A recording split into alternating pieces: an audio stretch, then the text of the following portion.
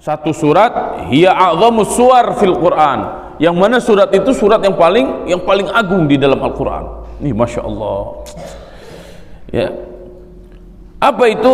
Alhamdulillahi Rabbil Alamin, yaitu Alhamdulillahi Rabbil Alamin, pujian kepada Allah Subhanahu wa Ta'ala yang telah diberikan kepada Nabi Sallallahu Alaihi Wasallam. Nah, ini dua hadis menunjukkan keutamaan surat Al-Fatihah. Kemudian at-tasmiyatu, tasmiyah, nama lain surat Al-Fatihah, ya. Tusamma Al-Fatihah. Surat ini diberi nama surat Al-Fatihah. Wa ummul kitab, dan juga disebut ummul kitab, dan juga disebut wasab'ul mathani, as-sab'ul mathani, ya. Kemudian wasyafiyah, wasyafiyah itu obat. Ya, ini ada riwayat yang menyebutkan para sahabat masuk ke sebuah kampung, ternyata para sahabat malah ditawan. Kemudian syarat para sahabat itu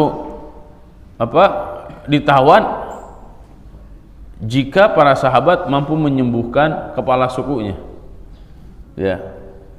Kemudian didoakan oleh para sahabat, ya, dibacakan surat Al-Fatihah, dengan izin Allah Subhanahu wa Ta'ala sembuh kepala suku yang kepatuk ular itu, ya. Sebelum pulang para sahabat dikasih kambing guling makan, kemudian diberitakan kepada Nabi SAW.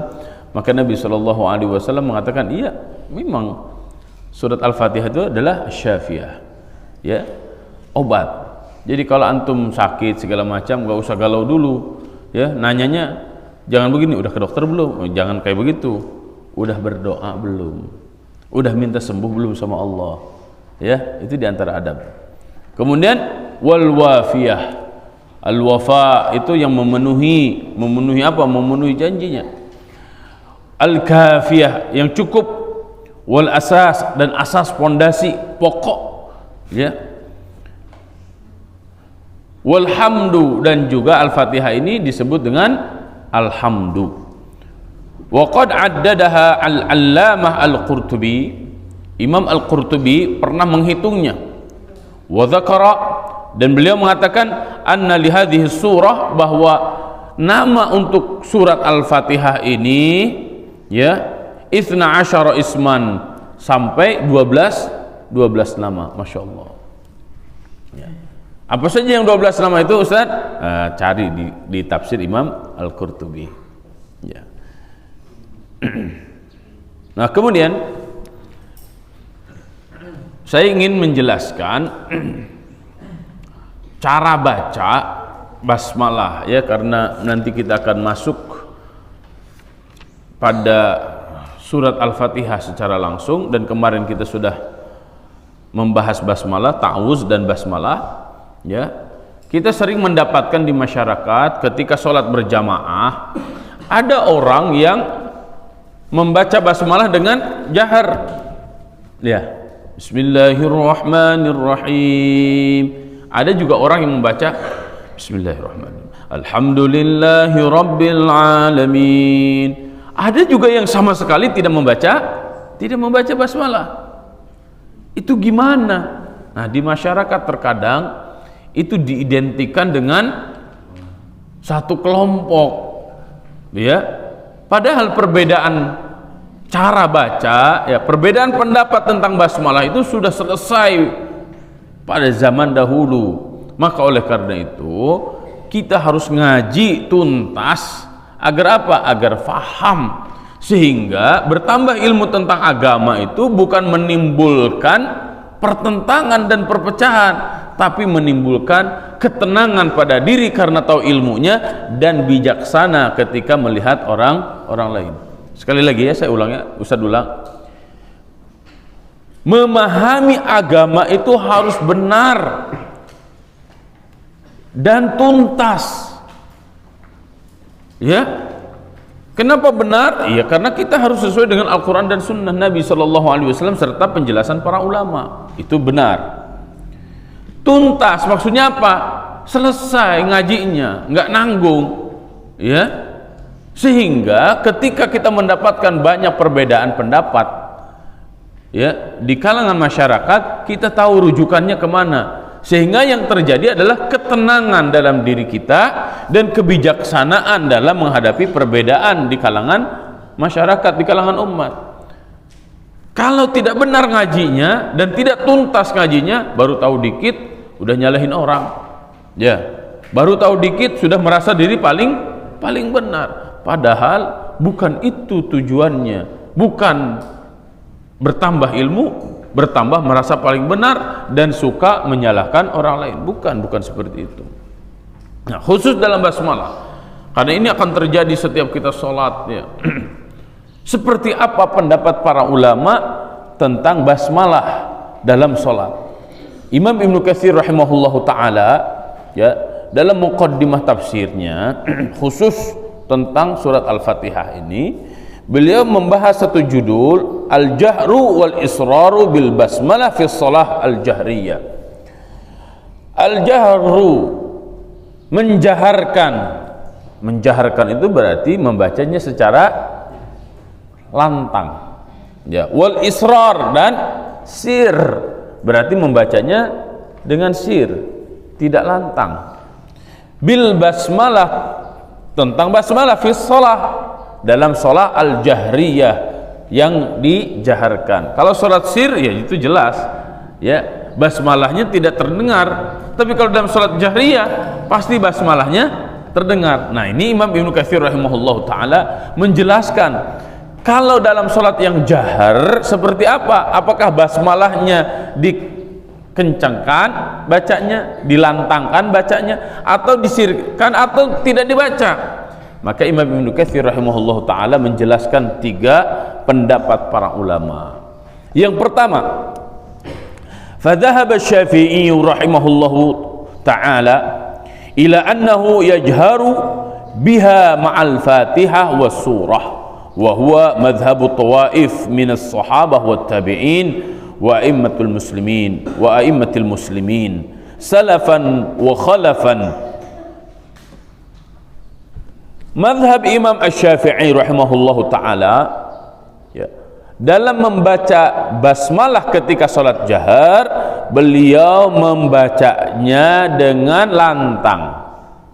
Artinya ketika Allahu Akbar, setelah membaca iftitah, beliau langsung membaca Bismillahirrahmanirrahim. Terdengar suaranya. Ini pendapat Imam Asy-Syafi'i dan mazhab Syafi'i rahimahullahu ta'ala.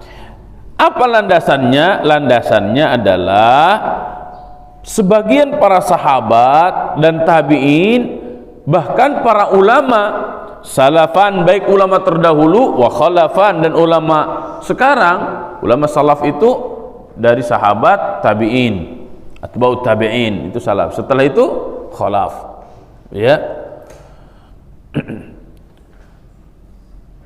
Mereka memang melakukan ini, ya. Siapa di antara para sahabat yang membaca basmalahnya kenceng?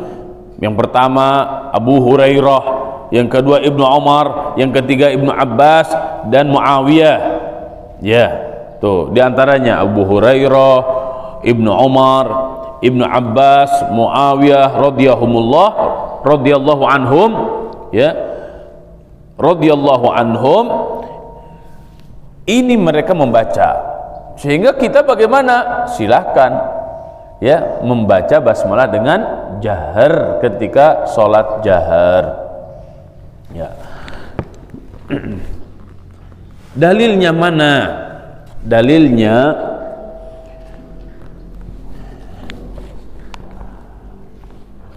an Abi Hurairah annahu shalla fajahara fi qiraatihi bil basmalah wa qala an faragha inni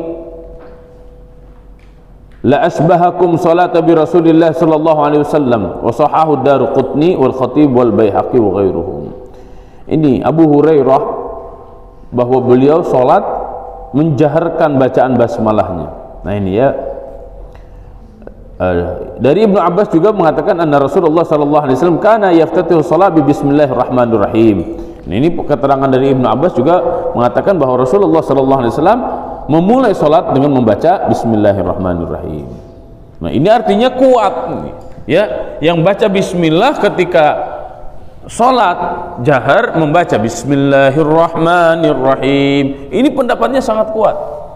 Ya, dan ini terus dijaga oleh Imam Asy-Syafi'i dan terus diamalkan oleh pengikut Imam Asy-Syafi'i termasuk kita.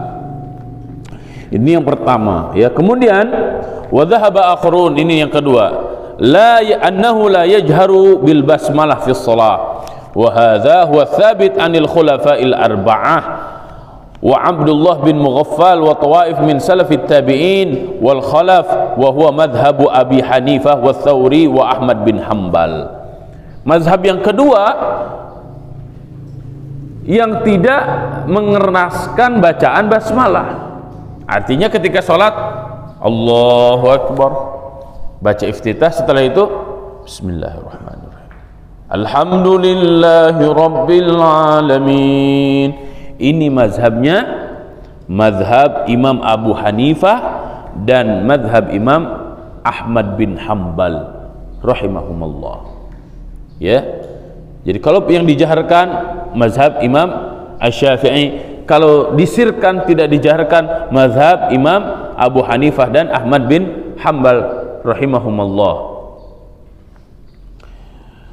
Kemudian ada pendapat yang ketiga, wa indal Imam Malik annahu la yaqra'ul basmalah bil kulliyah la jahran wala sirran.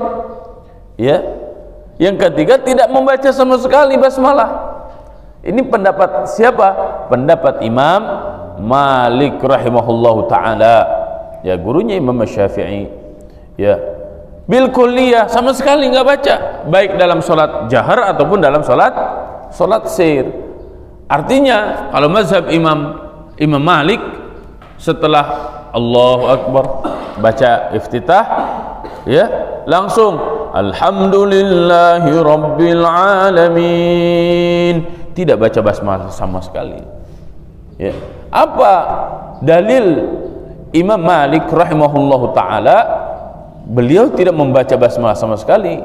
Ya, ini ada dalilnya, ya, bima fi sahihi Muslim an Aisyah, sebagaimana disebutkan oleh Imam Muslim dari Aisyah radhiyallahu anha, qalat, beliau radhiyallahu anha berkata, kana Rasulullah sallallahu alaihi wasallam yaftatihu shalah bit takbir wal qiraah bilhamdulillahi rabbil alamin. Ya, Rasul sallallahu alaihi wasallam memulai salat dengan takbiratul ihram Allahu Akbar, ya, wal qiraah, dan memulai qiraah membaca ayat Al-Qur'an bilhamdulillahi rabbil alamin, alhamdulillahi rabbil alamin. Masya Allah.